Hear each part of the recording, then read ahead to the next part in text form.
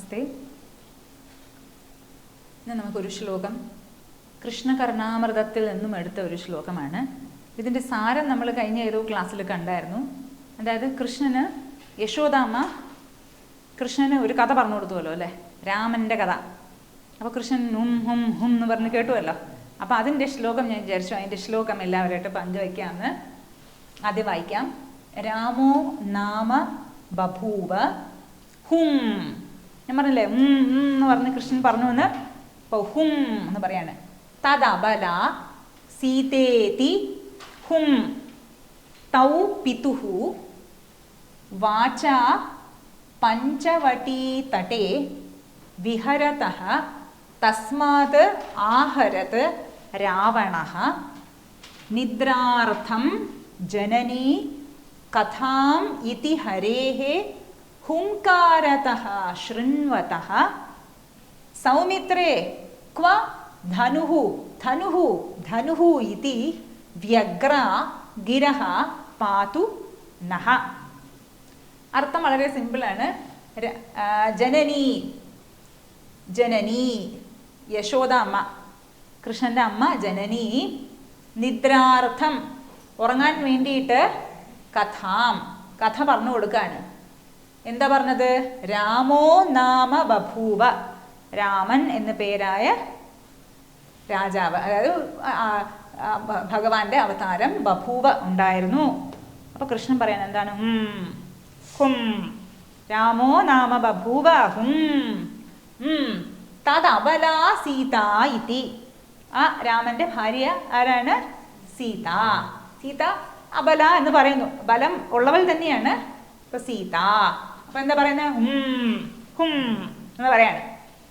തൗ പിതുഹു, അവർ രണ്ടുപേരും പിതുഹു വാച, അതായത് രണ്ടുപേരും, അതായത് രാമനും ലക്ഷ്മണനും പിതുഹു പിതാവിൻ്റെ വാച വാക്ക് പാലിക്കാൻ വേണ്ടി എന്ത് ചെയ്തു?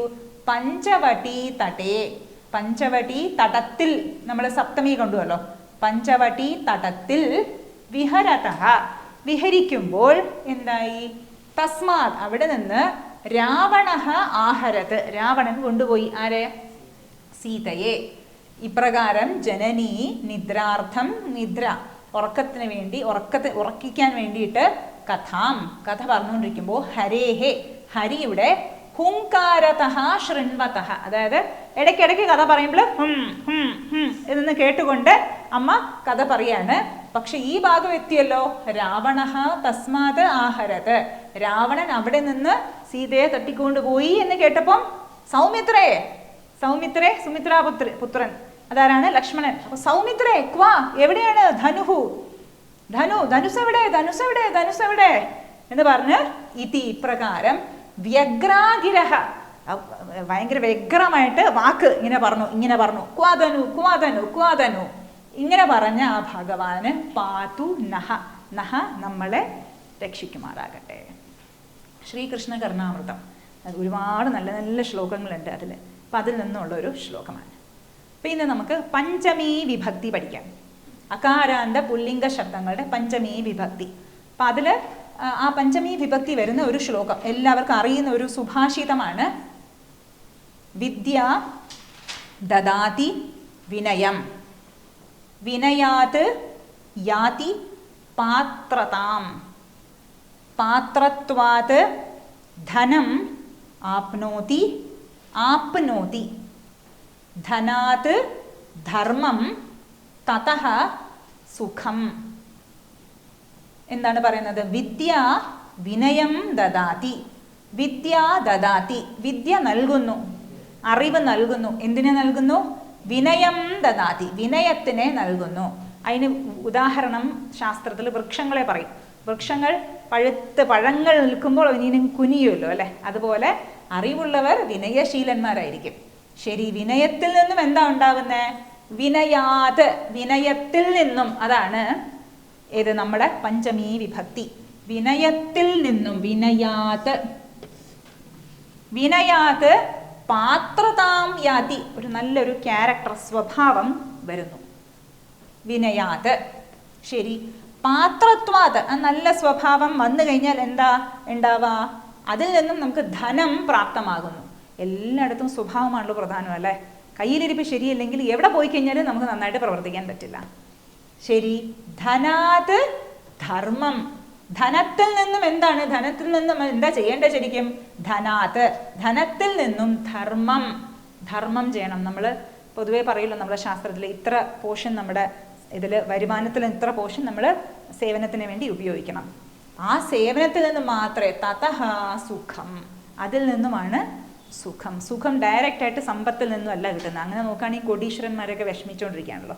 അപ്പോൾ സുഖം കിട്ടുന്നത് എപ്പോഴും ധർമ്മത്തിൽ നിന്ന് മാത്രമേ കിട്ടുള്ളൂ, പുണ്യത്തിൽ നിന്ന് മാത്രമേ സുഖം കിട്ടുള്ളൂ. അപ്പം ഇവിടെ പഞ്ചമി വിഭക്തി ഏതൊക്കെയാണ്? വിനയാത്, വിനയത്തിൽ നിന്നും. പാത്രത്വാത്, ആ പാത്രതയിൽ നിന്നും, നല്ല സ്വഭാവത്തിൽ ഗുണങ്ങൾ നിന്നും.